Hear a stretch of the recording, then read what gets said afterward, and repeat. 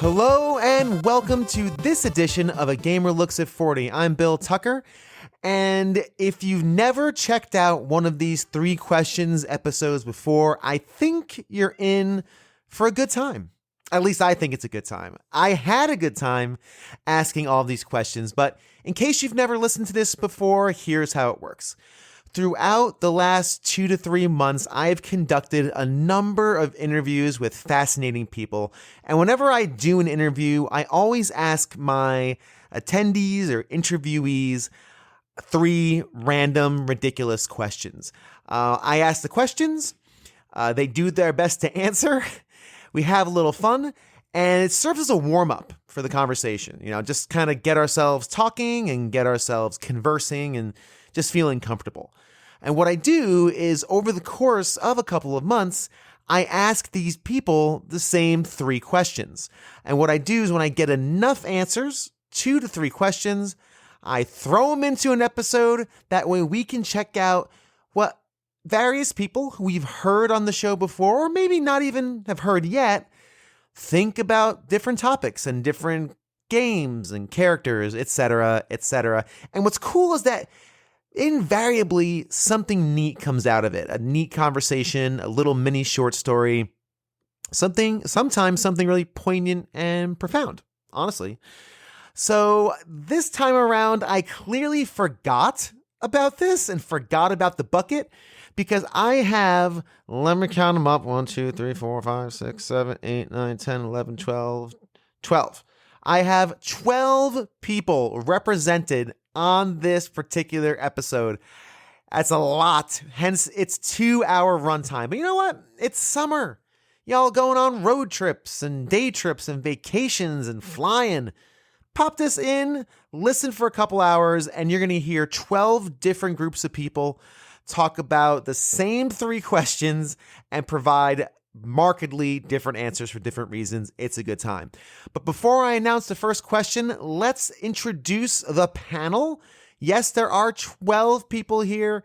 Apologies in advance. It's a lot, I am well aware. And I don't expect you to remember all of them. But here they are anyway, and they are in the show notes, of course. In order of speaking, leading off in the number 1 spot is Alan Petrozzi, followed by GamesWithCoffee, Dan from RetroLogic Podcast, Daniel Greenberg, Blue and Donnie from the Gamers Week Podcast, Greg Sewart from Player One Podcast, Julian from the Nerds Without Pants Podcast, Mike Albertin from Games My Mom Found, Trevor and Jeff from New Dad Gaming, RedAuxPDX, Lord Reverend D of the Rulebooks Anonymous Podcast, and then finally Seth of the All N Podcast. Whew!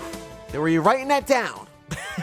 Because if not, you're going to forget, but that's okay. You will recognize their voices from previous episodes. So now, without further ado, I give you the first question. You find yourself on Jeopardy, and you've gone through first Jeopardy fine, and Double Jeopardy was a little dicey, and now you are on Final Jeopardy.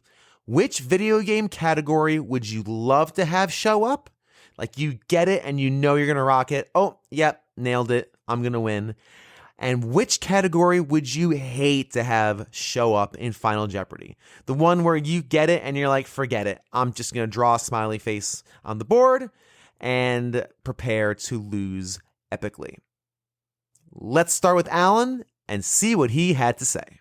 Wow, these are good. Improvements have been made on these questions.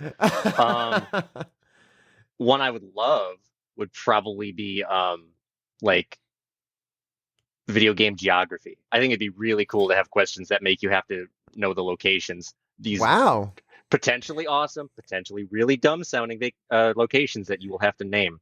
I think that'd be really cool. That would be kind of fun. Do you think you'd do well at it, or no? But it would be cool. You're just going for cool. Okay, well, if it was Hyrule, sure, I could it'd be fun to quiz on just the names of Breath of the Wild's homages to the whole series, Nice. And have to figure that out. But on the flip side, I think puzzle game related things, maybe moves. Okay. Like what do you call like a T-spin or something related to that? I'm not sure. I'd have to workshop it. That'd be a little bizarre. Yeah, like puzzle game trivia or knowledge. Yeah, I don't know. Yeah, that'd be really strange and not terribly interesting, I think. I like your geography one, though. I think that'd be really cool. And they'd have to probably narrow it down, like Hyrule, like you said. Hyrule geography. You're like, okay, I got this. Nope, no problem. We can knock this out. But Jeopardy is much harder than that. They would absolutely be like, what it is what it is. Hope you play a lot of games.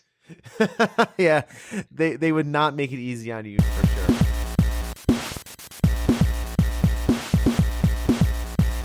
Ooh, okay, so category for Final Jeopardy. Okay. If I was going to be specific... Because I have a funny feeling that what you'd love to have is Sonic.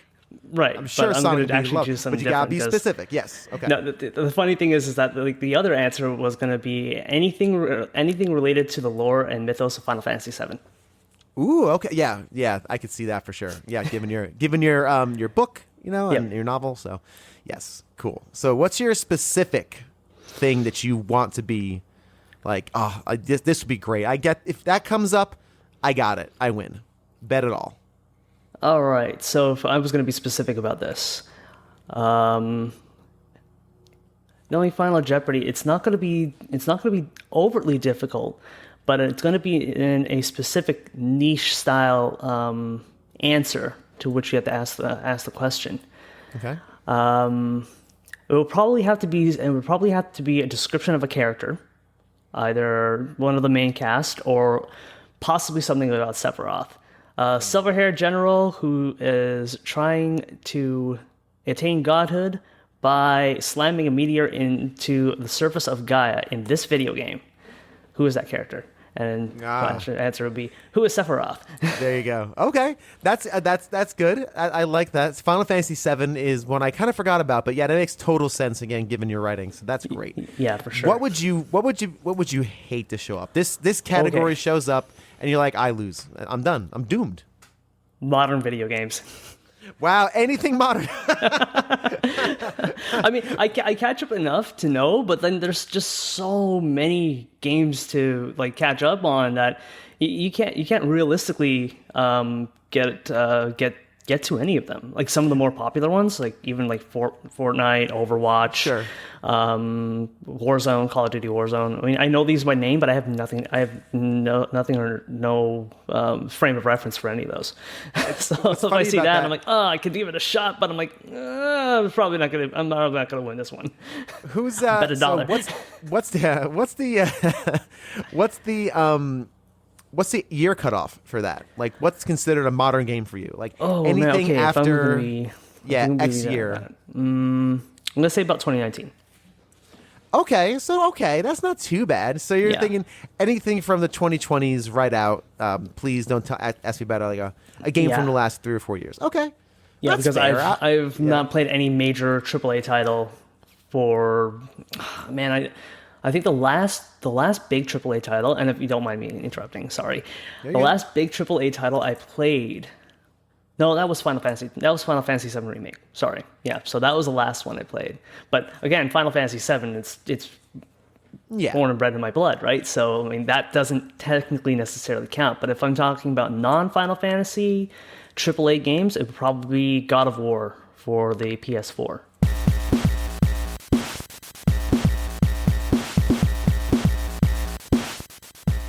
I would really be terrible at pre-Atari and anything before that.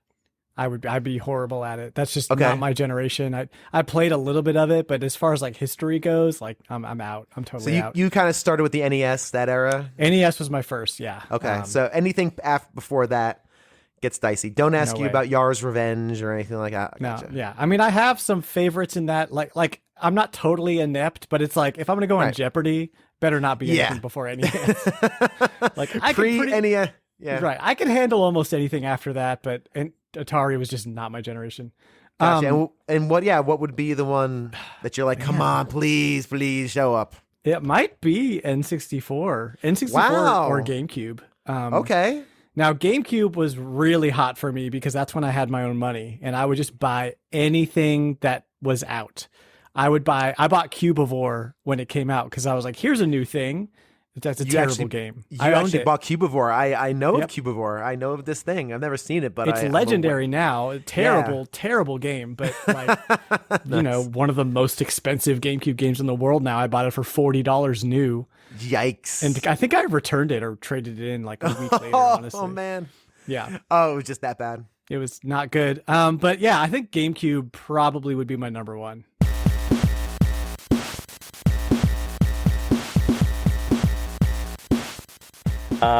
Well, I'll start with the second one. Praying that doesn't come up at all is definitely fighting game mechanics. Ooh, okay. I will say that of all the different genres, the one, and especially in the competitive scene, the one that has just gotten so technical to the point where the consumer is so well informed and understands a lot of the underlying mechanic of play is definitely fighting games. I will read threads from people who are streaming fighting games talking about their particular experience with trying to do a certain lock and combo, and I find myself looking up every third word in the tweets for the exact definition of what they're talking about, because it's its own world. I mean, there are so many different genres that have a fair amount of overlap in their terminology. But fighting games are just, sometimes they're off in their own world. So that's definitely the one I fear the most. Okay, very good. One that I'd like to see, I guess, 20th century video gaming. And I like to say that only because when we talk about game history, we're always kind of like, do we start with Willie Higginbotham? Do you start with, PDP-1 and Space War? Do you start with Tennis for Two? Do you start with Knots and Crosses on the EDSAC, at the Festival of Britain? Whatever you want to call sort of that introduction to gaming, early 50s to early 60s to 2000. There's just a massive arc there, but it's defined, it's static, and the more I teach game history, the more comfortable I kind of get with 20th century gaming as a thing. Gotcha. And the more you view games as an art form, the more fun it is to kind of look at that period the same way that we might say, look at a different period of traditional art or sculpture or music. Kind of where the formative moments where that kind of happened. Is that kind of where we're leading at that? Because I think that's a very interesting point, where looking that far back and seeing how far we've come in a relatively short amount of time is pretty remarkable. It is. And obviously everything goes faster the farther we get, right? Sure. Our developments from AD, 1 to 1000 versus 1000 to 1500, 1500 to 1750, and then, things exploding, in the Age of Enlightenment, and, just the sheer number of board games we invent in the 19th century alone. Now, today, just in 20 years, games that were coming out for the Dreamcast, the PS2 versus, what's coming out now feels like just a massive leap in such a short period of time.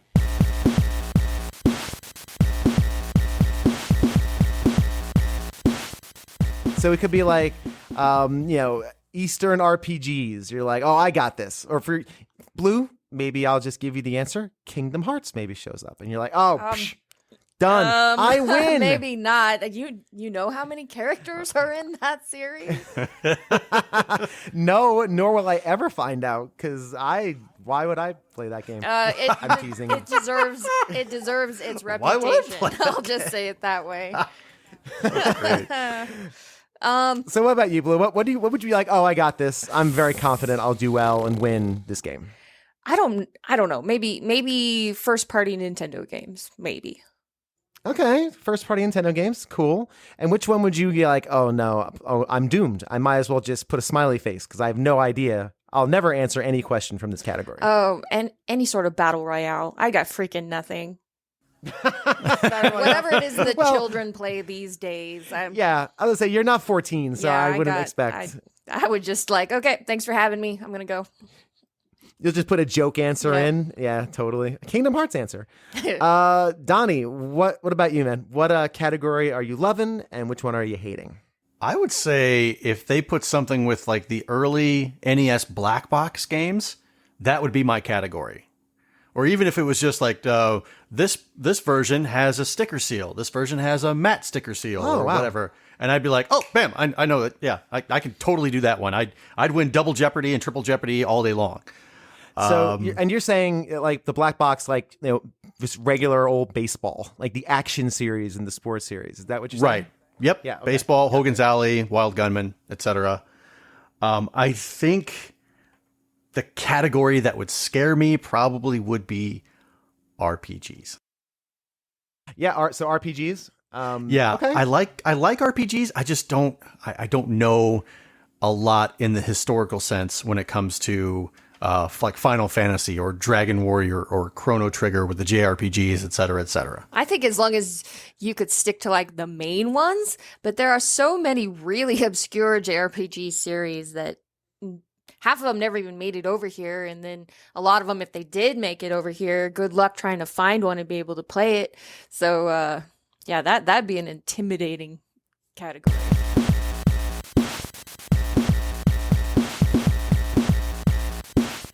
Oh, racing. Racing. Okay. Yeah. I know you're a huge racing fan. So would it be like video game racing? Yeah. Anything to do with like racing game history or Cool. Yeah. Now you have a very I don't want to say encyclopedic, but you have a ton of knowledge about games. Like you really are very well versed in it. What category would you not want to come up? Like, oh no, please don't. Please don't come up. Strategy games. Anything to do with strategy games. Okay. Not a bit of a dark spot for you in your Yeah. Yeah. What and when you say strategy, what kind do you mean? Like sort of the hardcore, like the old Koei, Romance of the Three Kingdoms, Nobunaga's Ambition, like those kind of, or just hardcore PC wargaming, anything like that.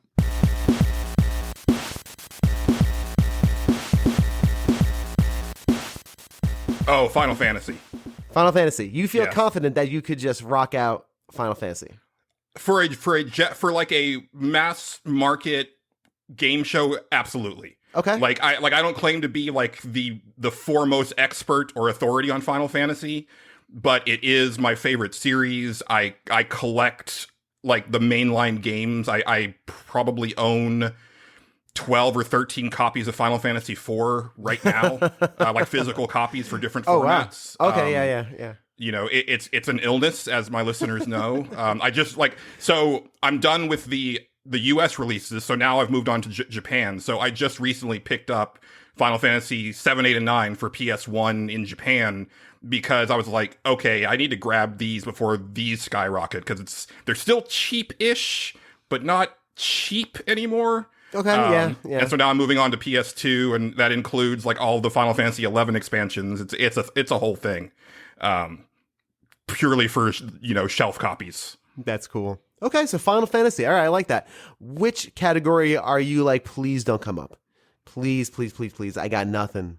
Ooh, I got nothing on this. Any RTS, like I have a no. Well, let me retract that. Any like 90s PC RPG or PC game for the most part, like that PC is like a black hole of knowledge for me because I'm a console kid. It was fun listening to your PC episode recently because you and I had a lot of similar experiences with like our early PC.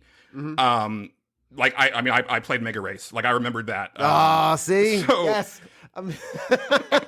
That segment was for you. I did that segment. I'm like, no one's gonna care. It's gonna be 15 minutes of people just skipping, which is fine. I got your click, whatever. But that's great. Mega Race. But PC stuff is just like a blind spot for me, and Gotcha. to the point that when I first started writing for Pixelbit.com, which is where Nerds Without Pants is hosted, I ended up reviewing a couple PC RPGs that were very much based like or like inspired by Baldur's Gate, and I hated them. I thought they were the most boring games ever because I had never played or seen Baldur's Gate. I was aware of it, but I didn't know anything about how it played.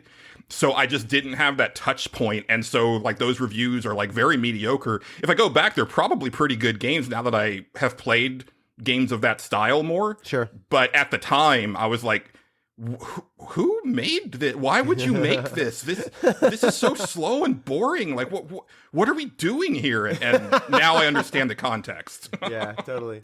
That's funny. Cool. So 90s PC gaming comes up. You just walk off the stage like, I don't. You guys win. All right. Yeah, clearly. pretty much. Unless it's like unless it's like King's Quest 6 or 7 or Doom, I got nothing for you.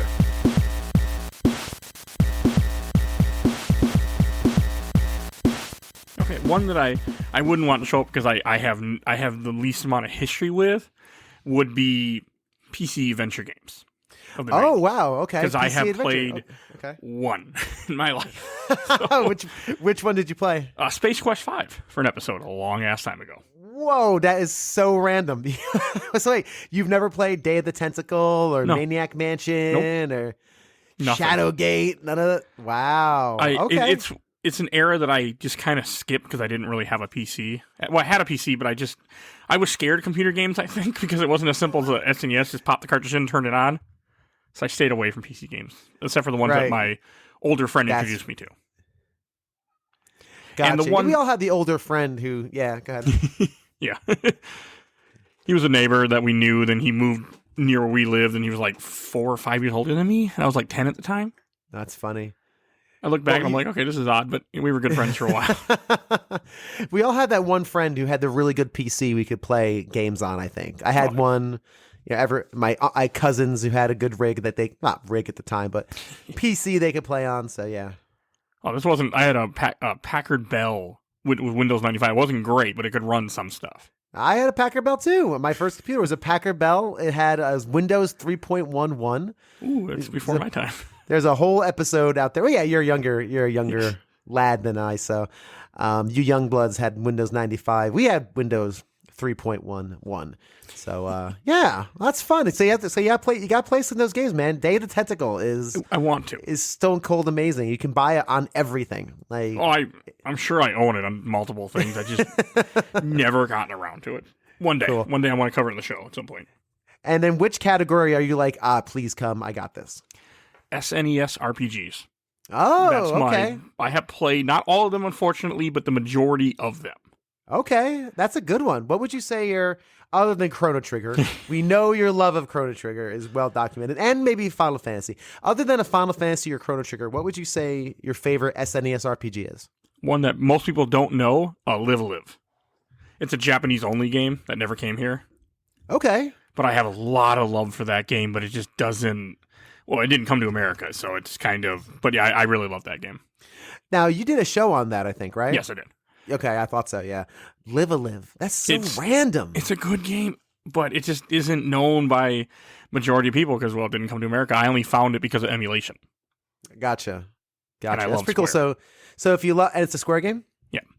Oh, see? Okay, so if you're a Square Enix person and you want to play an awesome SNES RPG, is it Live a Live, right? Yep. You can you can find. I mean, it never came here. It will never be legally available in this country, in America, or most countries in Japan only. But there's other ways to play it. So. Look, if it didn't even arrive in this country to purchase, I think it's fair game. Honestly, and it never will because it has nudity in it. It has one of the equipment you get is you take a girl's panties out of the washer and put it on your head as armor. It's never coming to America. That's no, that certainly is not. I cannot imagine that on the Switch Online. No, there's also I think there's a scene where you're a caveman in one where you have sex and little hearts come up above their heads and stuff. So yeah, it's never coming here. Oh my gosh. Okay. Wow. Well, listen, if you haven't been enticed in playing this game, then now you are. Now this is required stuff.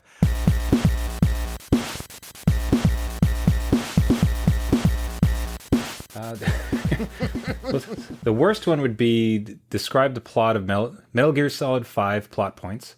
Oh, yeah. Ooh. That's a good one. Ooh, boy. Yes. That's not good. Like, explain what happened. There's a snake. You just write down Kojima in your answer, and that's the end of it. You're like, I didn't ask him. I don't know. Yeah, probably for best, it might actually, not to be too topical, but probably like Zelda Ocarina of Time. I'd like to think I'd know the most about that. Probably mine. Okay. Likely mine. We'd have to see. Cool. 0 points. What is a difficult question, Alex? Jeff? Yeah, Jeff? For me, I just to maybe just piggyback on what Trevor said, I would say for the worst one would be describe the timeline of Zelda, like and where everything kind of fits in, because I don't know what's going on. But for like what I would know and what I want to kind of pop up would be anything Final Fantasy. I would know anything about those games, and I probably could describe most things that are going on. Wow. So, okay. Like from beginning to modern. Huh? Pretty much. Maybe not Final Fantasy 13 because I didn't play that one, but like anything else, and that would probably be the question anyway, right? Like, what's Final Fantasy 13? And then you're like, great. Yeah. Yeah, but you have a lot of games there that cover, and that's good. Okay, Final Fantasy, awesome. And with the Ocarina and the Zelda thing, they usually pick questions that have real answers, because there is no real answer to that timeline question of Zelda, as we're going to talk about in a little bit. There really isn't any. So, but yeah, that would be nightmarish to bring up.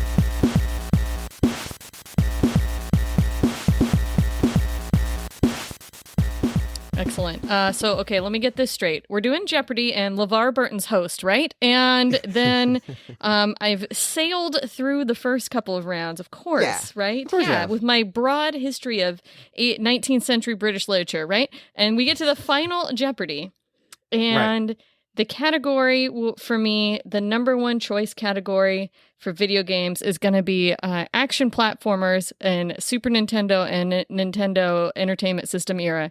And the category I want to stay away from is anything with Call of Duty. Oh, so no Call of Duty? Nope. Have you ever played a Call of Duty game? Absolutely not. No, I have not. Wow. Is that like was that a purposeful choice? Like, this is just not for me, or is it just kind of like hasn't come across your radar? I am personally extremely bad at first-person shooter games. They're just there's too many buttons and the camera's moving and what is happening? That is the experience. It just will not work for me. I watch my son play games like Fortnite, we call it Fork Knife around here, and Valorant, and other things like that, Apex, and he is just the master of zooming around, making the screen fly around, and doing things. And to me, it's just like I can't even see what's going on. It's moving so fast. It's just not for really me. The last first-person shooter game I played was GoldenEye for the N64, and I was bad at it back then, and I'm not any better at it now. And I guarantee you, if you played GoldenEye now, there's no way you'd be any better, because playing a first-person shooter with just one stick and like the C pad or whatever it was, that's just not... It's not ideal whatsoever. I'm convinced, and I've played a couple of Call of Duty games, and I'm convinced that if I were in a real battle, I would be the guy in the movie that gets shot immediately as soon as the doors opened on the tank. Right? Dear. We'd all run out, and boom, I'd be the first one, just pegged. So very funny. And you said Super Nintendo and NES era action platformers. If you had to pick one that you would say is like, you're the master of this one. Like this one you could talk about for hours, what you think it would be. Oh gosh. One game that I really enjoyed a lot and I could talk about from a lot of different angles is going to actually be Mega Man X. And although it's not my favorite game and it's not the greatest game perhaps even in the Mega Man series, one thing that really defines that game for me is how the leap from the Nintendo Entertainment System Mega Mans to the Super Nintendo Entertainment System Mega Mans really took. The way that the music shifted and is more well-rounded. It has such a great musical score. The way they added the power-ups and the movements and everything like that. The way that they changed how the final bosses are more difficult. It's a delightful game. I have very few complaints with it. But one thing I will say is that I am not particularly amazing at it. You won't catch me speed running it or anything like that. But I will enjoy it and talk about how fun it is while I'm playing it, even when I'm dying. That's funny. I adore Mega Man X. It actually is my favorite game of all time. Number one on the list. But I can't say that it's not the best game, maybe, like you said, but it's my favorite. It's just something I have a lot of, not necessarily nostalgia for, but I just adore playing it for all the reasons you just said. So if I had to put Mega Man 2 and Mega Man X next to each other, the pieces of them together would make the best Mega Man game. That's my opinion right there. That's the issue that I have with those games, because the original Mega Man games were so much faster, and I actually like the kind of increased movement that they were able to do with the 8-bit era versus the 16-bit, but I like the levels in Mega Man X better. So it's hard for me to describe. And I like the weapons better. And I like the way the music has really shifted and transformed. So there you go.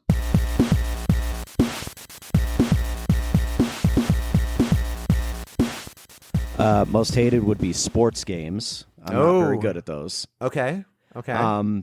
Final Fantasy trivia would probably be the one that I can excel at. Wow. Now, have you played all of the Final Fantasy games?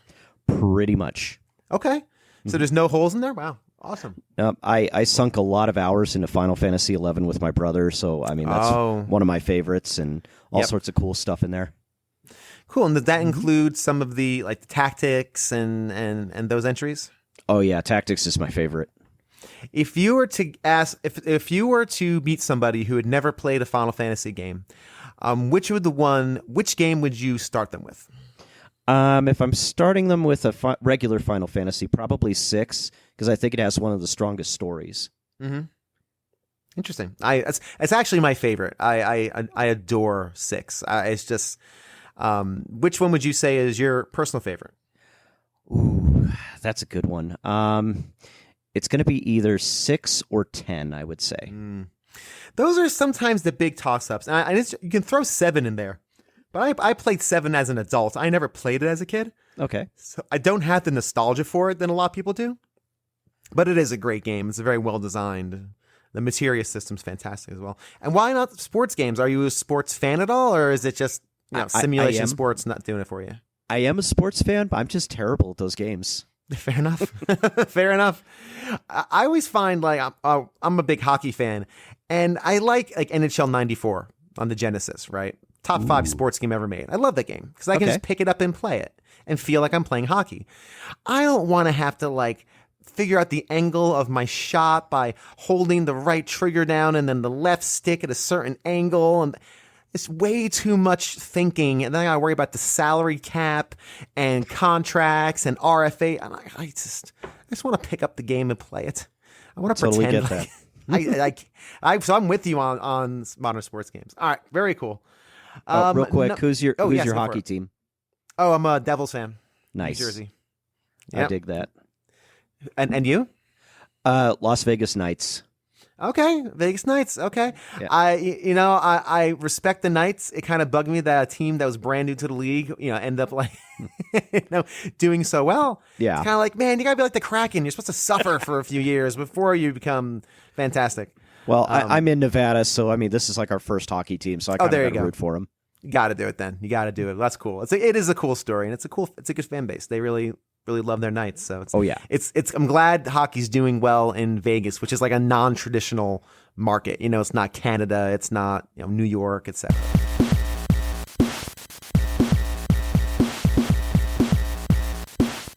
Oh wow.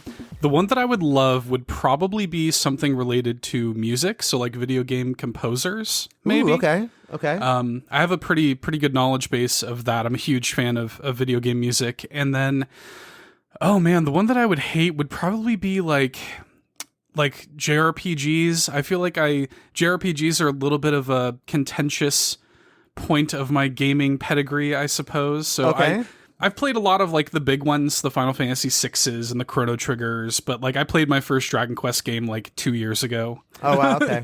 So it's like, you expect that the question would not be easy considering it's Final Jeopardy, and you're like, well, I've played the hits, but don't ask me about weird Phantasy Star 3, right? Nope, I would come up totally empty on that. Yeah.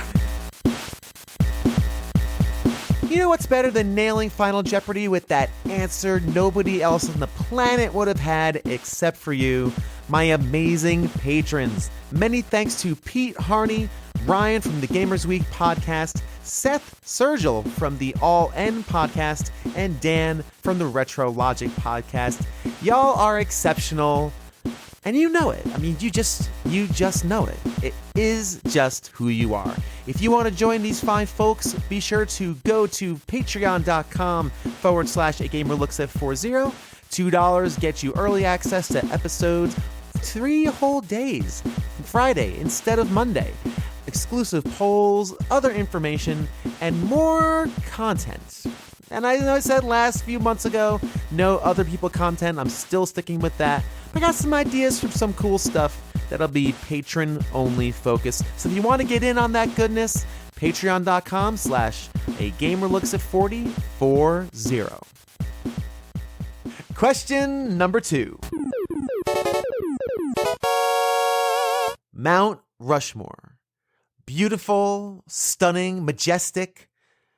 A prime example of American exceptionalism. You have the opportunity to raise that beautiful monument to the ground and in its place put up 4 video game characters for the nation, nay, the world, to enjoy.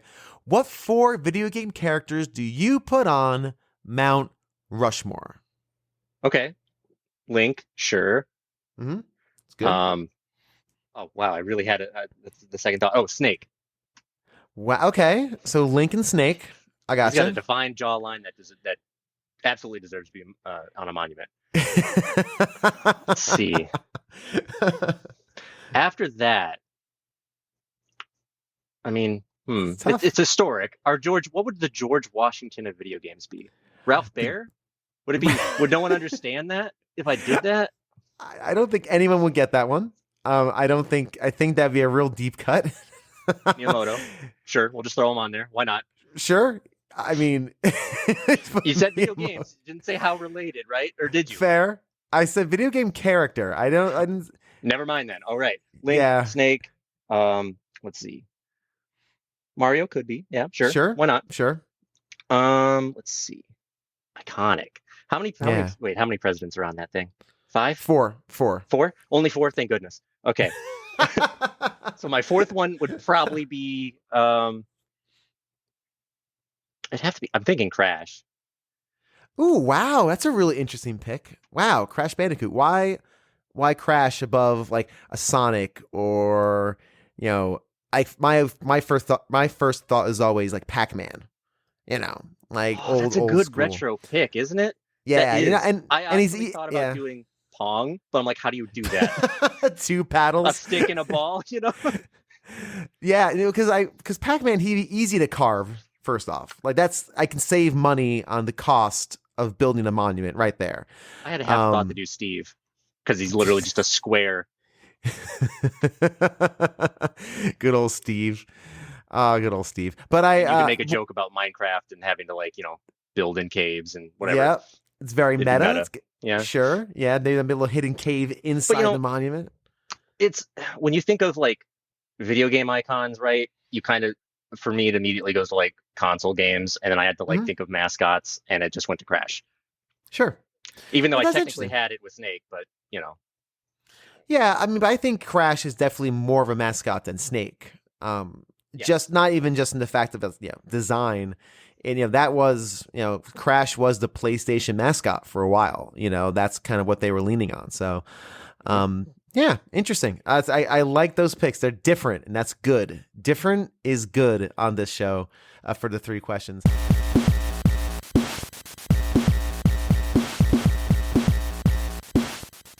All right, Sonic, Link, Cloud, and...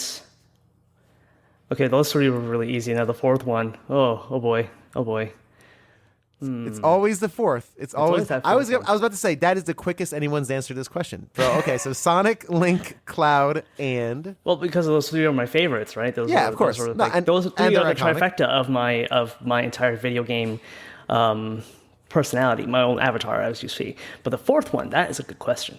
Oh, I'm half expected to say Kratos, but I don't want to do that, to be honest. No. Okay. No, not Kratos. But I know there's another character that was really... Oh, Samus. There you go. Ah, perfect. That's a really good Mount Rushmore. I like that. That's actually Sonic, Link, Sonic, Link, Cloud, Samus. Yeah, and okay, very good. All right, excellent. Moving right along. Very good. Let me just, before we get that, why Samus? Why Samus as the 4th? Because the Metroid series is my 4th favorite video game series of all time. There you go. Easy enough. That's all you need. Awesome, man. And besides, we need a woman on Mount Rushmore. Who better than the first lady of gaming, Samus? I get it. No, that makes a lot of sense. That's really good. Yeah, very cool.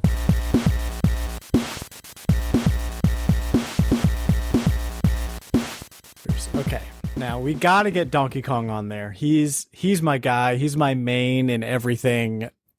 He was my first Super Nintendo game, Donkey Kong. Okay. Probably Fox McCloud also. Huh. Okay. Got a real soft spot for the Star Fox games. You do? Yeah, just love the lore and the characters and the history and I love Star Fox. Man, okay, so I'm going to go a little off the beaten path here and go Earthworm Jim. Wow. Groovy. I just think he kind of he's the best representation as far as like quality and design go of like 90s gross out humor, which was totally my thing in the 90s when I was like 10, 11, 12, 13. Yeah, and then I've got to go probably I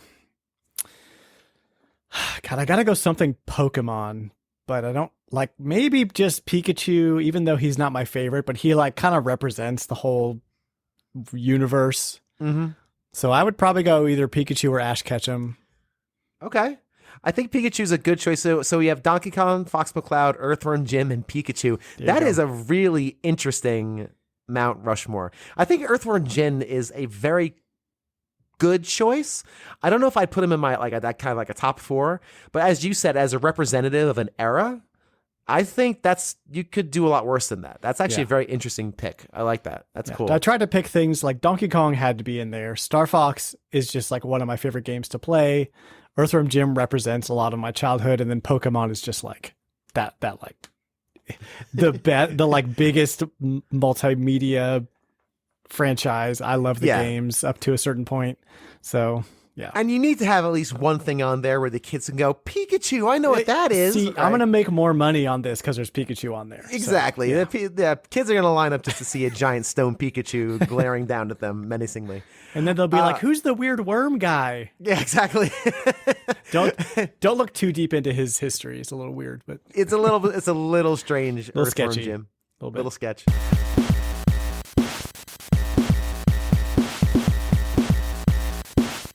This is great. I'm a big fan of the Rushmore thing just because anytime someone asks me, like, what's your favorite X or Y, I'm always compelled to answer with my top 4 in no particular order, Gotcha. Our Rushmore of X. So, what games am I putting up there? What developers? Characters. Mm-hmm. Game characters. Okay. Well, this is March and it's Women's History Month, so I'm going to go with Xanthia from Corandia 2 Hand of Fate. Underrated point and click. I know you just recently were talking about the Sierra and LucasArts titles, but I have a very soft spot in my heart for Westwood. I consider some of the folks out there Petroglyph now friends. Cool. Xanthia from Corandia 2. I'm going to say Agrius Oaks from Final Fantasy Tactics. Wow. Great, no-nonsense character, really well written, kind of defined by your actions. So that would be one. Obviously, I'm going to say Sella Share for reasons we'll talk about, as we get a little farther here. Mm-hmm. And then finally, Miss Pac-Man. Love that. I think that's a fantastic foursome. I know 2 of the 4, of course, Celis and Miss Pac-Man. I know Final Fantasy Tactics kind of tangentially. I've never played it myself, and it's one of those games I've always said to myself 3 times a year, I go, I got to play Tactics. People adore that game so much. Yeah, that's cool.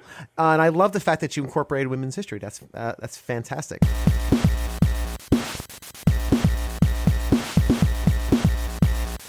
Coming in with the tough questions, man.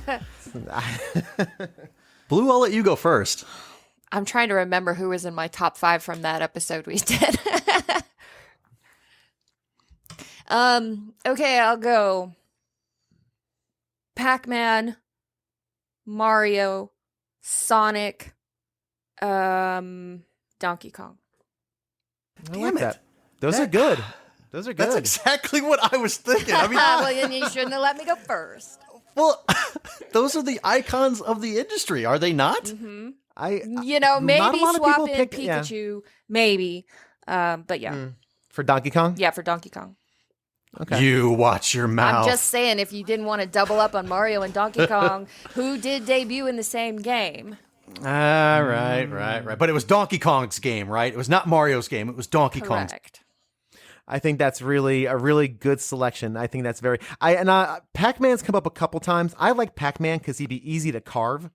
Like, it wouldn't take much time. So we're not save only money. destroying it, we have to rebuild it by hand? Oh, well, I'm not saying you have to rebuild it, but you're the president of this insane world we live in that have said, you know what? Our founding fathers, not relevant anymore. Bye. No, it is relevant. Video games. There's a whole other layer to this. Yeah. Those are our founding fathers. Yep. That's right.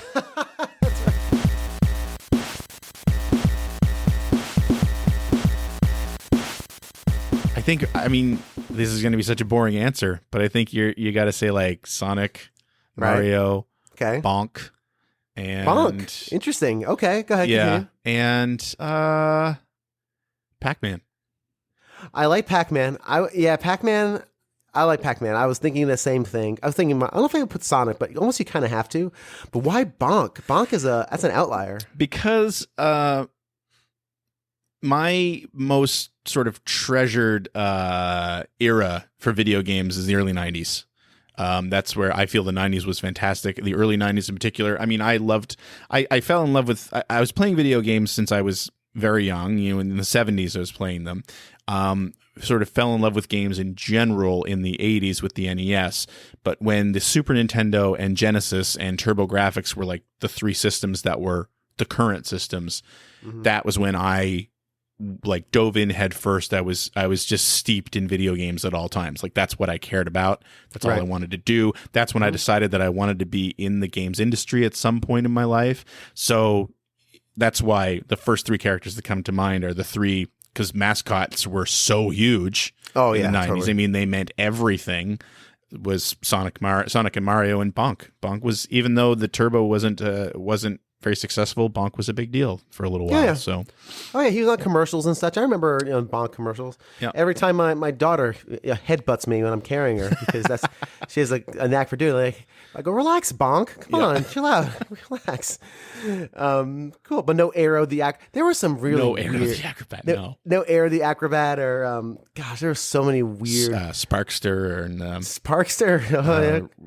What was the one? What's the one I'm thinking of? Awesome Possum. Ooh, I remember Awesome Possum. Yeah, I'm not even gonna say Bubsy because that's like a bad word in video games.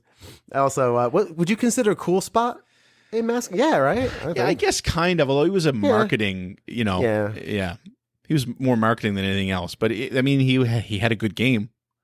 Yes, it is. It's a fun game. Yeah. It's actually a really good game. Also, I for some reason, and this might have been just like again a weird fever dream I had at some point. Didn't the Noid have a game? He did. Yeah, he did, right? Capcom released a game called Yo Noid, which was actually it was actually a redress of like a ninja game of some kind that they'd released in Japan. Oh, that's weird. The Noid. God, I remember that game. Yeah. We lived in an era where the Noid was okay. I had like a little plastic Noid character. I must have gotten it in a pizza box somewhere. Yeah. I mean, there was the claymation. He was really riding the claymation wave, right? Because I mean, the California Raisins were big at one point too. Yep, that was a thing for a while. Yeah. I don't think they had a game. They might have though. Who knows? They were supposed to. It got canceled. Oh, really? I think there's probably a prototype floating around the internet. But yes, I think Capcom again was going to be releasing a California Raisins game on the NES, and it never happened. That's wild. Yeah, that's right. The whole claymation thing. Yeah. Very good. All right, cool. So that's a good Mount Rushmore. I like that. I mean, you almost have to have Mario and Sonic. I mean, I can't. Yeah. How do you not? Right. Actually, one of my previous guests had a Solid Snake on his. Yeah, I could see that. I mean, again, I think it really, for at least that's where my mind went immediately, was like for the first three was just the 16-bit, thinking about the 16-bit era. Those are the three most important characters. I kind of thought about Crash there for a second because he kind of jumped in there in the mid 90s as well. But yeah, then I was thinking, hey, wait, you can't not have Pac-Man. You have to have Pac-Man. Pac-Man's required. Mario and Pac-Man are the required, I think, too. Yeah. And then the other two you can mess about with.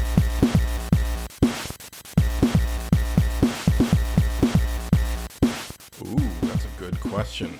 I mean, Mario is obvious. Right. I would put Mario. Personally, I would put Solid Snake. Ooh, okay. See, he's not my favorite, but it needs to be represented, so I would put Cloud, simply because he's the most recognizable Final Fantasy character. He's far from my favorite of the characters, but agreed. He would be the one to represent that series as a whole. Okay. And then Tally from Mass Effect. Wow, that's cool. That's a very interesting Mount Rushmore. Of the 4, I think Snake looks the most Mount Rushmore-ish. Yeah, like he could totally take the Lincoln position. He's got the same jaw. He takes yeah, exactly. You could just leave Lincoln's jaw and just put the rest as Solid Snake. I'm surprised to hear though, like Sonic or Sonic and I have a very contentious relationship. Fair. And Nerds Without Pants, longtime listeners know that they're probably laughing at that for him to even be brought up, because not a fan. I was definitely a Nintendo, like in the console wars, I was a highly decorated Super Nintendo general. Oh, I was a corporal. I never made it to general, but I was definitely a corporal on the NES side. So yeah, we may have served in the same platoon at some point. But... I'm sure, yes. But okay, that's a good Mount Rushmore. I love the Tally one too, Mass Effect. I'm a huge Tally fan. Mass Effect's one of those series I always say to myself, I gotta play through it again. It's been too long. I gotta go down that road again. But it's such a long road. It's a long road, but having just completed it again last year in the remaster collection, so worth it. Yeah. The remaster does just enough to really like make it a fresh experience, and cool.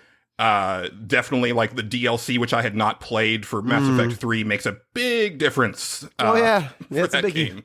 Yeah, it does.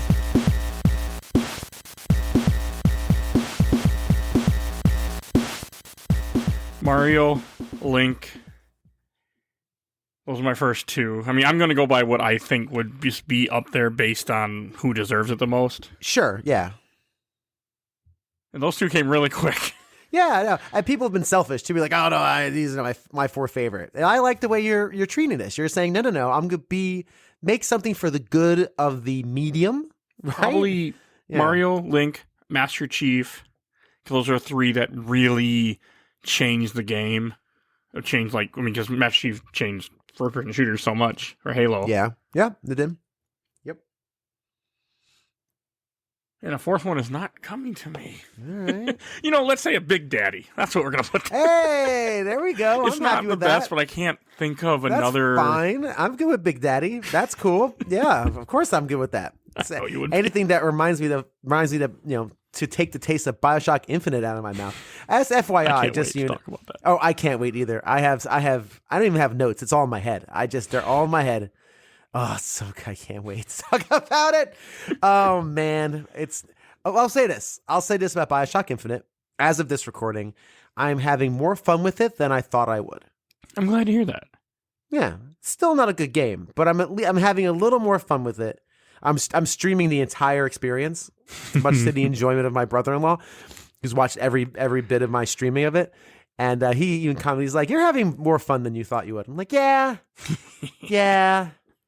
But then, we'll talk about it. Anyway, so I like that Mount Rushmore. Very good.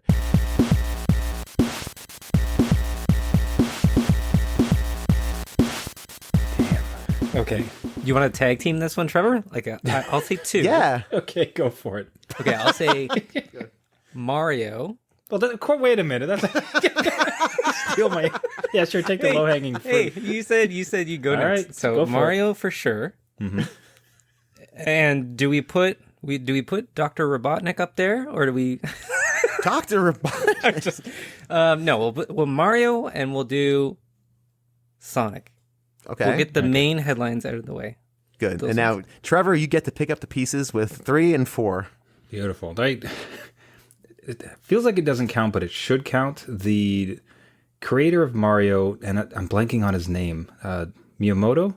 Yeah. Shigeru Miyamoto, yeah. I know he's not a character, but for of what gaming is, I would want him immortalized. So I don't know if you would accept that answer, or if you do want me to find a character. I would say character though, because he's a developer. All right, that's fair. Oh, let's see.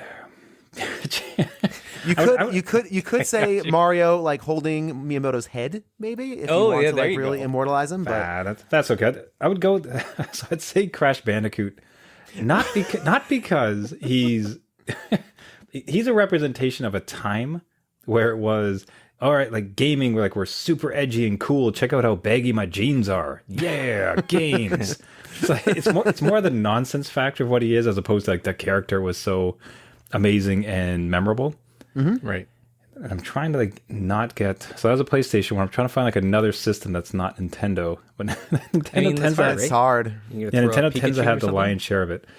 God, I'd probably say some effective Cloud, the Cloud Strife. Okay. And it's again, like I think people would argue on the merits of that particular character's story, but if you said Final Fantasy to people, I think broadly that's the character people would think to. So thus his inclusion. I think that's a pretty good one. And again, and of course, Cloud in Final Fantasy VII really introduced RPGs to much of the America, right? That was the gateway. I mean, 6, was partially that, but 7 was the watershed, right? And the idea of a grinning Crash Bandicoot on the side of a cliff makes me laugh really hard. I'm internally giggling really hard. Just a big old grinning, just staring at you. And there has to be a button on the little. I've never been to the Mount Rushmore, but I'm assuming there's like an area you can stand and look at it. There's got to be a little button where you can just make that thing go. Some real Morgan Freeman comes on. Founded in the 1990s. One Crash Bandicoot would. That's a perfect impression. Why don't you do that on our show? I don't understand. No. You never asked for impressions on my show, fella.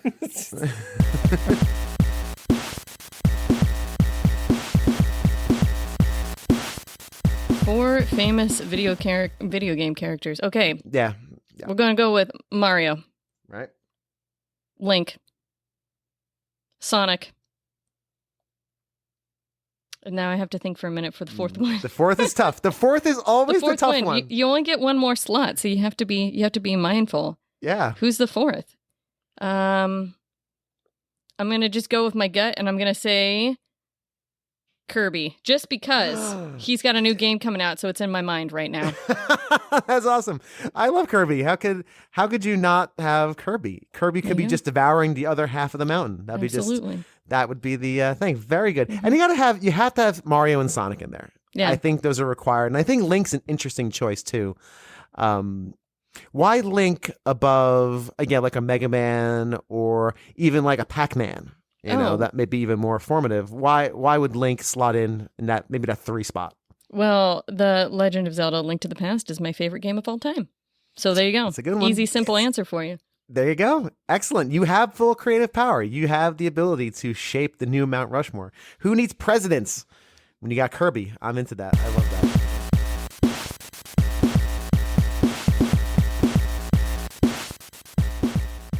Well, I'll go with significant to me, so I'm going to put Mario on there, Link, probably Cloud, and then Conker from Conker's Bad Fur Day. I'm discovering a fandom of Conker's Bad Fur Day that I never knew existed. I just finished recording all the N64 episodes, and Conker's Fur Day happened a number of times, popped up in conversation, especially the multiplayer. Oh, it's so fun. Evidently, I had no idea this was a thing. Again, every game of that era had a multiplayer of some sort, right? But I was amazed that Conker's Bad Fur Day has a ridiculously good multiplayer. Oh yeah, I mean it's just ridiculous humor, and for the Nintendo at the time, it was a very adult game for it, but it struck a chord. It had great humor, great characters in there, very fun, entertaining game. So I'm hoping that they're going to re-release it on the Switch at some point. I mean, I couldn't be on the Switch Online. It'd have to be like just a proper, like a remaster. I guess that game could use a remaster. I could see that being something people would want.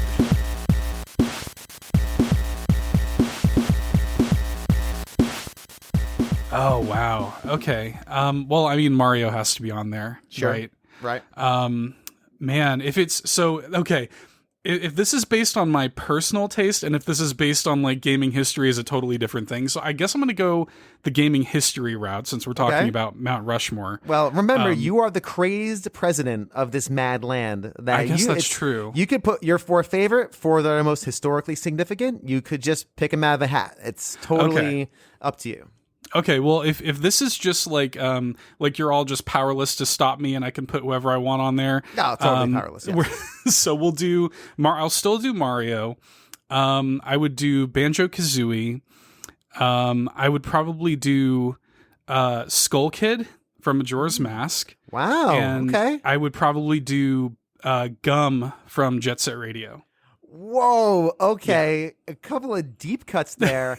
The families we driving by Mount Rushmore, like, what are those two things? The Skull Kid and no one's gonna know. They're gonna actually have to pull up and read the placard that's there. Yes. And that'll have links to all of my podcasts where I talk about it. It's all marketing. Yes. It's all marketing. Little headphones, right? You can pop on right. and you can talk about all those games.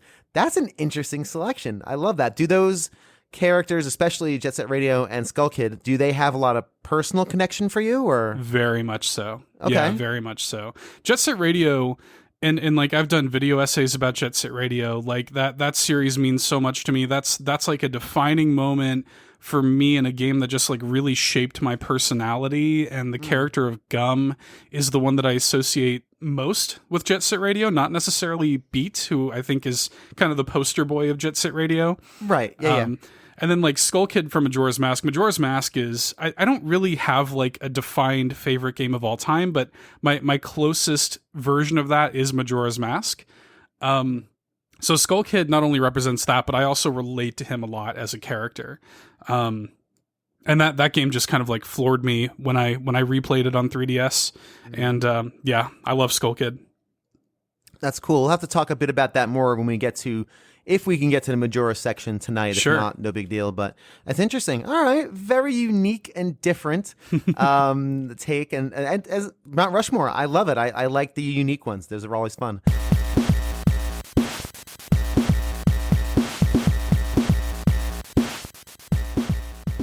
Question number 3. You work at a place. Maybe you do, maybe you don't. But luckily, all of my attendees are either self-employed or content creators or work at a establishment. And I asked them, the CEO or your direct report has been ousted from their position, and a new person, place, or thing is coming in. Which video game character would you love to have as your new boss? And which video game character would you hate to have a new boss? I mean, get LinkedIn updated, get the resume out there. It is time to go. Please note that I didn't want to dox people on what they do unless they explicitly stated what they do. And we do have a few people here who are content creators and are self-employed. For those people, it was which client would you love to have and which client would you not like to have? Alan's going to start us off. Oh, man. Wow. Well, who would be the best boss? Man. Would the would the Galactic King from Katamari, Damacy, be a great boss, or the worst boss is the better question. Well, because I kind of want to see him in a suit in my office. Yes. That'd be fantastic. I don't know what he would do or not do, but him and Tingle would absolutely get up to some things. They would get into some hijinks, I think. That'd be a fun working environment at the same time, and I'll go with that. Yeah, that works. So Tingle and the King from Katamari Dynasty. Okay, that's a good combination. Yeah, I'm so excited. I'm so into that. And then what about who would you not want to show up? Who would I not want? Oh, all right. Well, the first one who comes to mind is Parappa the Rapper. Okay, yeah. It's different, but it's like the first when I think of like annoying things. Tingle would also be annoying, sure. On literally every other occasion. Sure. But wait, Navi. What am I thinking? Oh, she would be. That's like the most annoying. You didn't do these reports. Hey, listen, you spilled coffee over on that spot. I didn't notice it. You got to clean that up. Hey, listen, you got put in for your PTO. Remember? Hey, listen, like all that good stuff. You coming to that company party?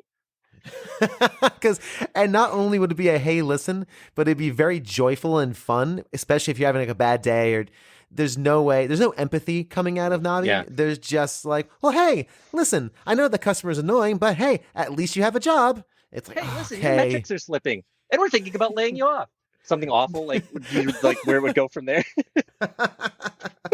Navi would be the worst. Yeah, for all the reasons. Yeah, that's a very good pick. I love that. Navi would be terrible. I certainly don't want that. Imagine that Navi on like a Zoom call, like the tinny sound of her voice through headphones. Just, man alive. I can see it. I can hear it, and it's awful. It's not great. It's not great at all.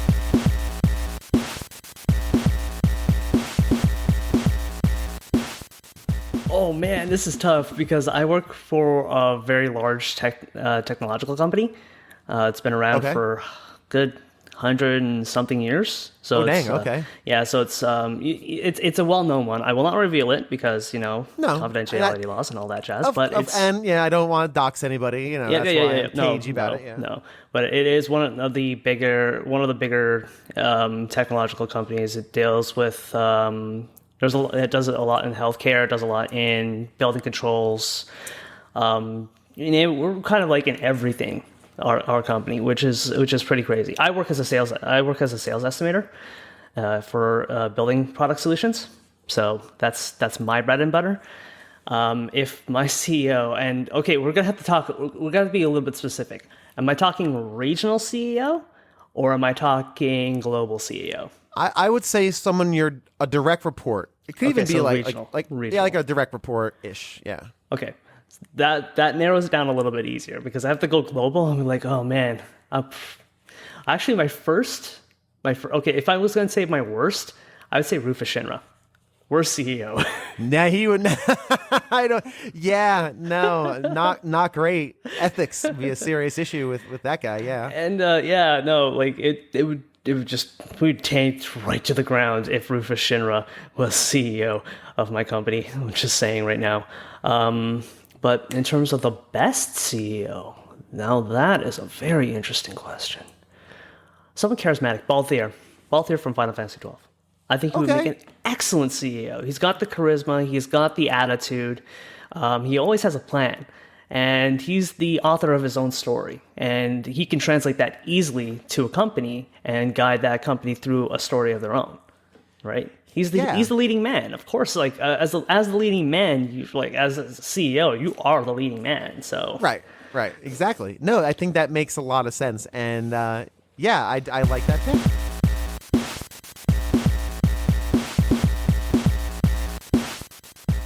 Man, okay, so that is kind of a unique situation for me to answer, as opposed to like, who's your boss now? Yeah, that's because I can walk away from this person, but I do want them to be able to manage. Like, I'm a creative, right? I don't want to have to do a whole bunch of like pre-production. I want them to just hand me the information. So I want somebody with some administrative chops. Sure. Thinking, man, I almost said April O'Neil. That's not a video game character. She is, but she isn't. Yeah. Maybe like Samus Aran or something. Like, she kind of just has it together. Yeah, she has it together. She doesn't run into things completely recklessly. She knows how to handle stress. Yes, right. She probably wouldn't be too crazy about deadlines, considering in the game itself you can just wander around the SR3D8 for hours and hours with really no ticking clock. So she probably. Or she'd make you speed run it, and then then we're screwed. Then you're just doomed. Yeah. She understands the triangle of freelancing, Gosh, who would I hate? Probably who's just like an agent of chaos. What would we put there? I'm looking over at my shelf of action figures to get inspired. Sure, no, take your time too. I don't know. I'm gonna say Dr. Robotnik. Yeah, he would not be good. No. Man, he also is just kind of a control freak. Like, he's going to want to know every detail along the way, look over my shoulder the whole time. I'm like, get out of my face, dude. Go blow up a hedgehog. You hired me for a reason, sir. And he's also pretty crappy to animals, which that's just no good either. So I probably wouldn't even. I'd just turn it down. I'd be like, the money's good. Turn down, but it's like, did you ever see the movie Clerks? I have. Okay, so you know that scene where they're talking about like, oh, when they blew up the Death Star under construction, there were contractors on that job. Right, exactly. Well, like contractors take personal politics into consideration. So yeah, I would just not work for Dr. Robotnik.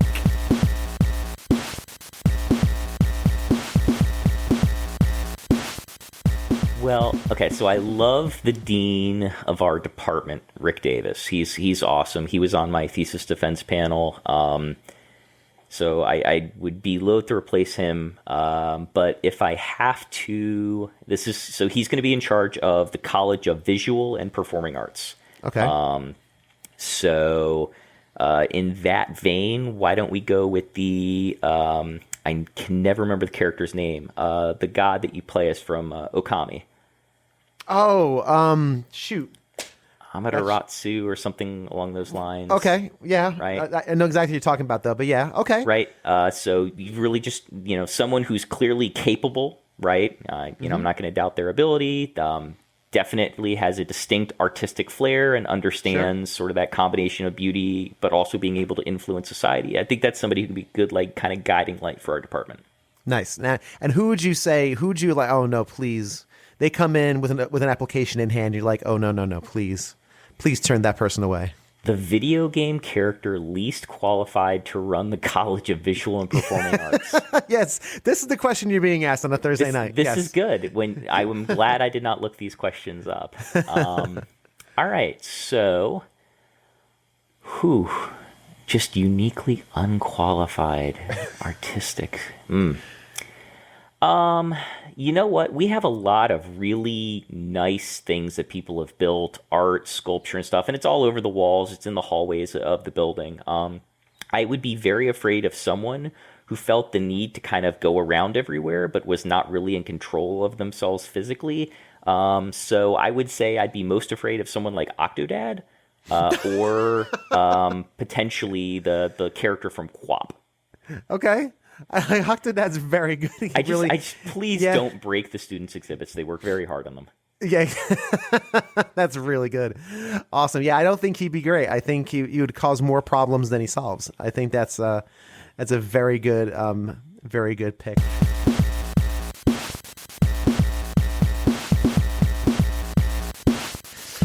Oh, I think I would hate to have. I just had it. I'd probably hate to have Kefka. Kefka as your Kefka from Final Fantasy III.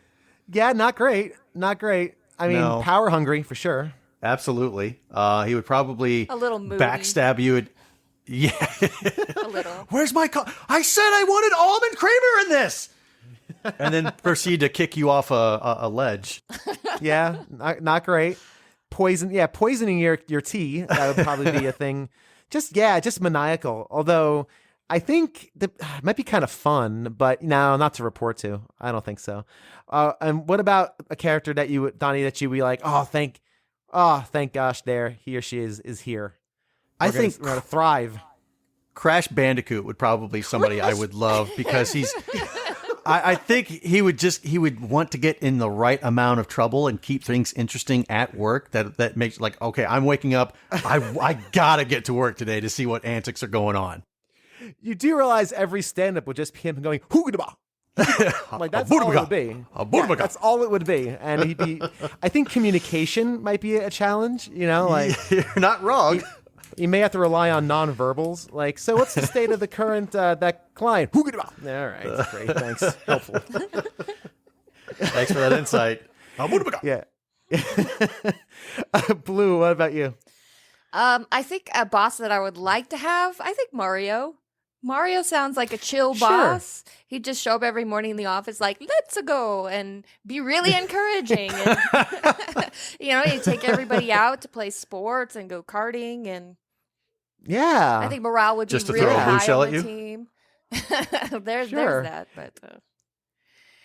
Your reviews would all just be super positive and like, I can't imagine him telling you that you need to improve your interpersonal skills. Right, exactly. He's not going to ask a lot of weird questions or anything. So, yeah. Yeah, every review, you're an Exceeds employee. So everyone is. Everyone's a 5 out of 5. Yeah. But better bonus. Better bonus. I mean, he's got lots of gold coins, so. Yeah, that's it. Exactly. Cool. And what about a boss? You're like, oh no, I gotta start looking through LinkedIn. So if I showed up one day and the previous boss was gone and was replaced by Albert Wesker. Ooh. Yep. Then I'm like, oh no, I quit. In fact, I'm going to move. I'm going to sell my house and I'm just going to leave. Everybody needs to get out of town. Albert, who is Albert Wesker from? I don't know the name. Resident Evil. Oh, see, I know nothing about Resident Evil. I'm gonna have to do an episode series on it, and I know nothing except like some of 4. But anyway, so Albert Wesker. Okay. If Albert Wesker shows up and he's your boss, and he's probably doing experiments on you without you knowing, probably on the entire town, you're all going to turn into zombies. So that's bad news. I saw the first Resident Evil movie. That does not I don't count. know if that. No, right? I didn't think so. No, it was terrible. decent. It was horrible. It was horrible. I shouldn't say terrible. It's fine. It's fine. Everything's fine. I would just like to see Mila Djokovic do things. She does nothing in that movie. She kicks 3 zombies, hits a dog, and that's it. Thank you. You are correct. You are correct. And It's every like subsequent Army movie person just got campier and campier and campier. I'm kind of here for that. I gotta see the other ones.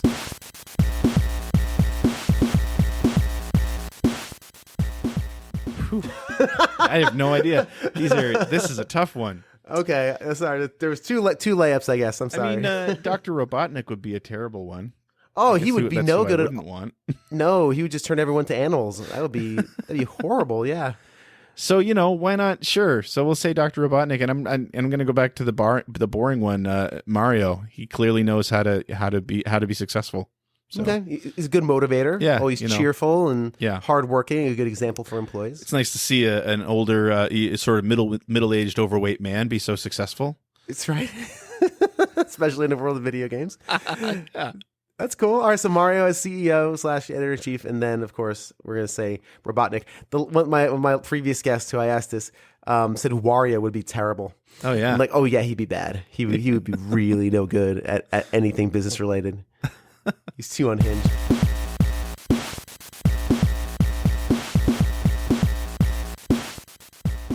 Okay, this is gonna be super obscure. Okay, but the person that I want to run my business, because in my head it's gonna be like a really cool like used video game store because that's where I come from. Okay. It would be Reset from the little known PC indie RPG Reseteer, which is it's all about running a little shop that sells items and weapons to RPG heroes. Oh, that sounds so fun. She's just so adorable and has a really good mind for business. And okay. Yeah, I definitely would want her running things. All right, very cool. And who would you recoil in horror if they got the big desk? Wario. I was Wario. Yeah, he's not gonna be any good at any of it, right? Yeah, he would ruin the reputation of my upstanding store. I just know it. Like he would be the one who would jack up the used prices to the moon, instead of offering fair trade-in prices and reasonable resale prices. I can see it now. I'm trying to make a Wada / Wario combination name joke, and it's not working. So you at home, Wario, Watario, Watario, 9.5. Maybe that's it. I don't know, but I like that idea of Wario. He's just gonna ruin everything. Yeah, absolutely. He's evil, but not competent. Which are just two things. And he just cares about making a quick buck, so he doesn't think about like the long-term repercussions of his actions.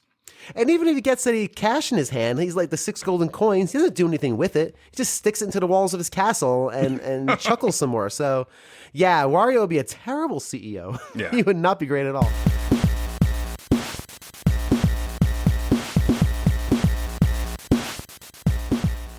The brief version is I find seniors assisted living. That's cool. That's actually, I love that. That's actually a very noble pursuit. It is. It has a guy who worked in retail for 15 years. Like there have been people where I was been able to help, and it made me feel good inside because I did something for them. And yes, I did what my job was, but in the end, I helped them, and nothing's ever felt like that before. Gotcha. So in your role as a person who works to get seniors assisted living, in your assisted living facility, a new manager or a new owner or a new boss is walking in the door.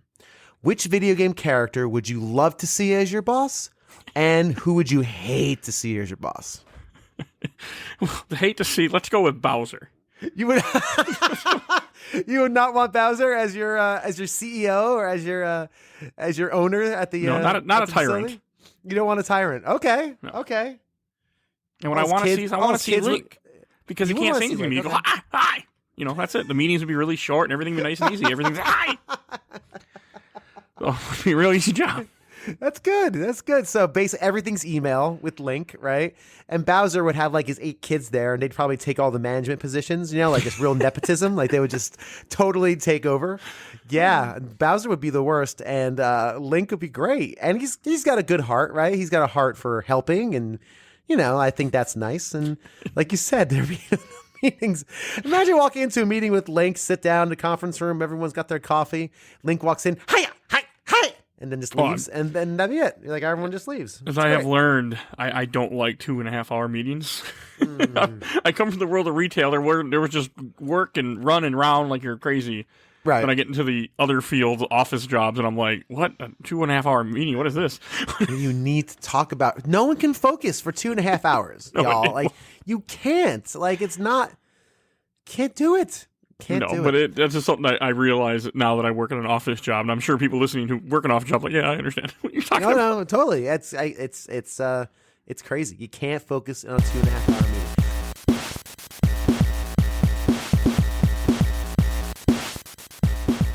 So I think that Bowser or Robotnik would be terrible bosses. Not great. Because they're very bad at organizing. I mean, like 9 worlds, terribly laid out, like ultimately a path that they can get through as opposed to like the biggest bosses right at the beginning.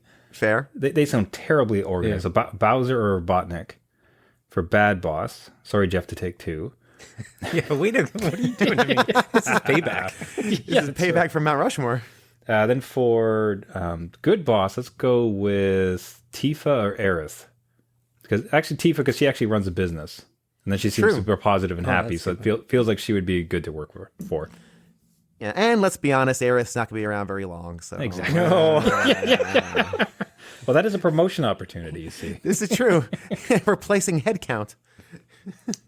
Wow. What about you? What about you, Jeff? Okay, so again, not to dox myself or wherever, but I work in government, so it's a lot of public service. So I will say a bad boss would be like Kratos from God of War. I just think he would take nothing from the public. You know, he just wants to like get everything done the way he wants to, right? Take no prisoners. That's it. Yeah. So I don't think that would work in the place that I work at. Get me my report, boy. Exactly. For a good one, it's got to be somebody that like cares about people and wants to help them, and then I could, you know, go in on that work. So, yeah, I guess. Well, and even just to go off that, maybe just Princess Peach. You just Princess Peach in there. There you go. Sure. Right? She runs a kingdom. You know, that's kind of like running the government. So, right, a lot of people, you know, she's taking care of toadstools everywhere. So, yeah, I would go with Princess Peach. Let's go. All right. She can bake. So, like, you know, like birthday parties and such are going to be legit, you know? Right. So that's pretty awesome. All right. I thought a couple people said Kirby. I think that'd be really good too. I mean, again, catered lunches every day because, you know, that Kirby likes to eat and very cheerful and positive, right? Right. Yeah. Yeah. If you ever do a sick day, he can just suck you up and then know all of your powers and be able to do your work for you. Yeah, right. No backup needed. That's perfect.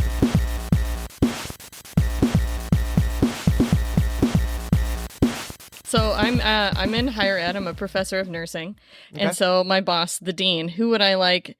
Who would replace? Okay, so one that would be terrible would be Dr. Mario. He's a bit of a quack. Yeah, malpractice suit. Immediately, the nursing department closes, the end. right? No Dr. Mario. Okay, so that's one. And then who would I like to have? I'm taking a minute to think about this. I know. I was just playing this the other day. From the Mushroom Kingdom, a little game called Super Mario RPG. I'd take the Chancellor of the Mushroom Kingdom with me. Wow. A little bit afraid of things, but well organized, able to lead the masses. You figure the Chancellor knows how to delegate. He sends Mario right back out to get the princess. Like, get out of there. Go get her. You come back when you've got her. What do you mean? You don't have her done. You don't have her brought back with us. We're not done yet with this. Keep going. You know, he can make decisions, send people on their way. There you go. That's what you need in higher ed. I love that. And I like the idea that he also knows everyone's skill set. Yeah. You know, knows everyone's good at, right? Mm-hmm. And where people want to grow. And Mario's always wanting to go and rescue people. So absolutely. I love that. That's cool.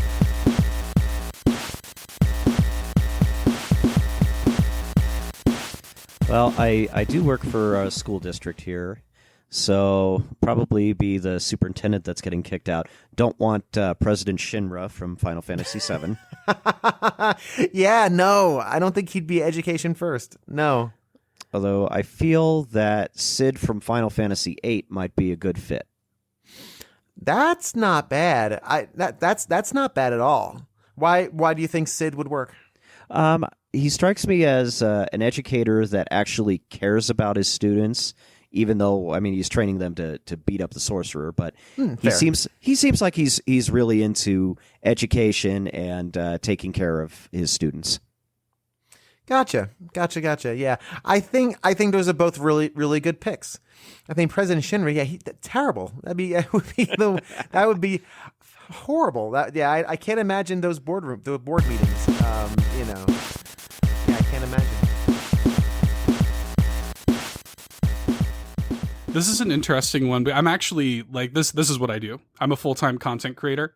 Okay. And so that's a little bit of a weird, so I'll put myself back into the headspace of right. Working for the man, I suppose. You can also just, you can also, if it's like, if you are a freelancer like that, it sounds like you are kind of, sort of. Yeah. A client is also fine too. Okay, so I would say that the boss that I would love to have, this is going to be another classic Seth Weird answer, would be King Dedede from the Kirby series. Why? Because King Dedede, and I don't want to get into, like, Forgotten Land's still pretty new, so I don't want to get into hardcore Forgotten Land spoilers or whatever. Oh, but true, King Dedede has a very unique... Like, he not only is kind of a laid-back kind of ruler, he's fun, he's goofy, he's lazy, he's, like, food-driven, loves food and stuff like that.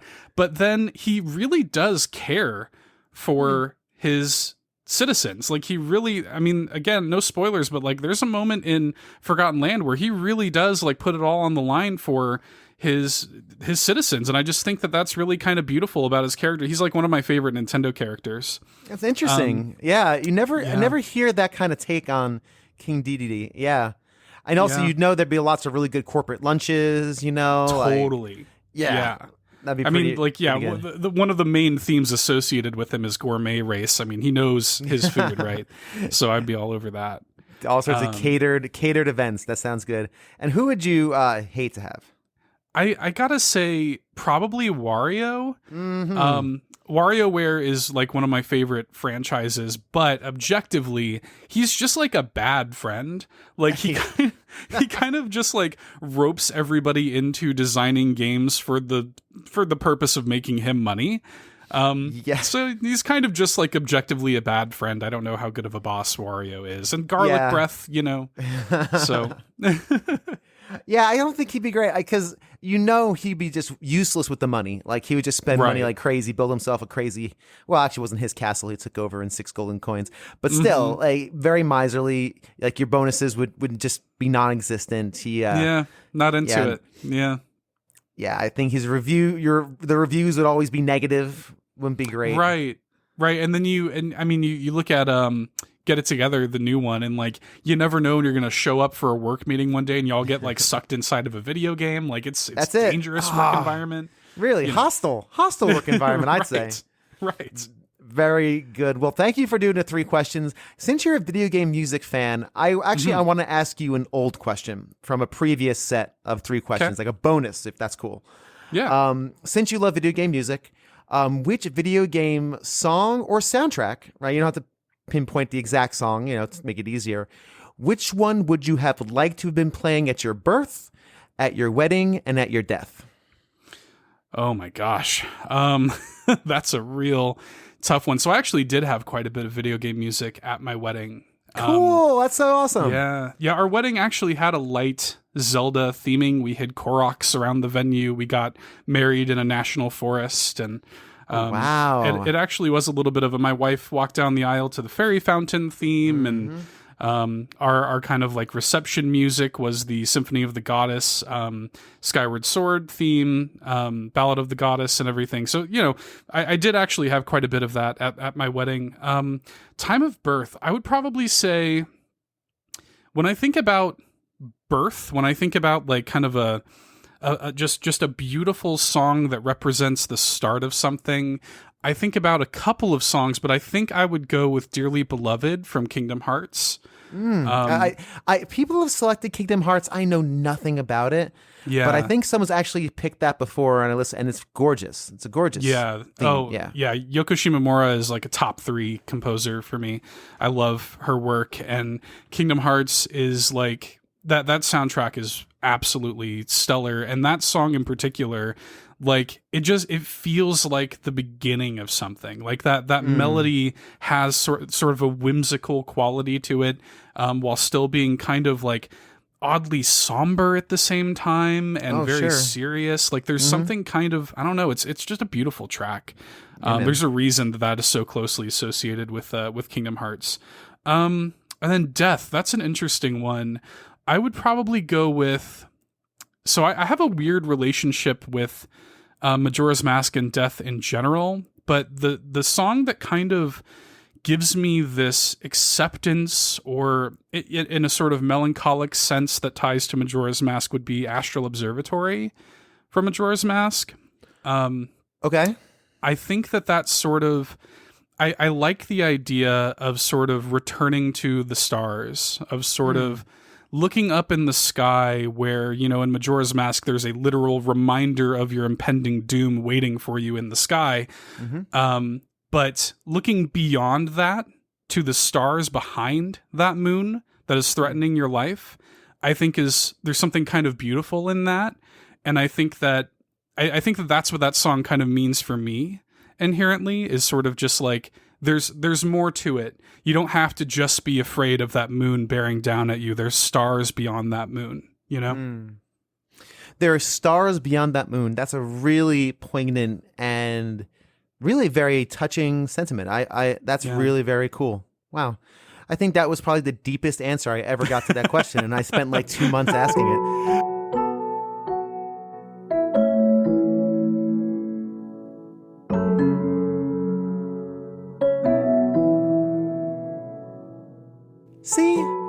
See what happens sometimes with these 3 questions? Occasionally you get something really cool. Thanks again to Seth for really sharing a beautiful moment and a beautiful personal memory. That was really, really cool. And thank you for listening to this episode, and thanks to all of my interviewees for just taking an hour or 2 out of their busy schedules to chat with me about games. Trust me, I appreciate it. Anytime anybody spends any time at all doing anything with or for this show, it's just greatly appreciated. Time is the one thing we can never get more of. And I really do appreciate it. Thank you. And for the record, I always say to people, I will give you the 3 questions ahead of time if you want them. People don't like having things sprung upon them, and I get it. Nobody has ever taken me up on that. So thank you to my interviewees for being bold and taking these questions as they come with no preparation. It is greatly appreciated. If you enjoyed this show, then you should be following me on Twitter. That's where I do all my posting. I also have accounts on Facebook and Instagram, trying to get those up as well, so follow me on those platforms. And if you really want to go above and beyond, you heard it earlier, patreon.com/agamerlooks40. And be sure to check out the work and accounts and podcasts of all of my guests. They are listed in the show notes. Until next time, thank you so much for being fans and friends of the program, and continue being awesome.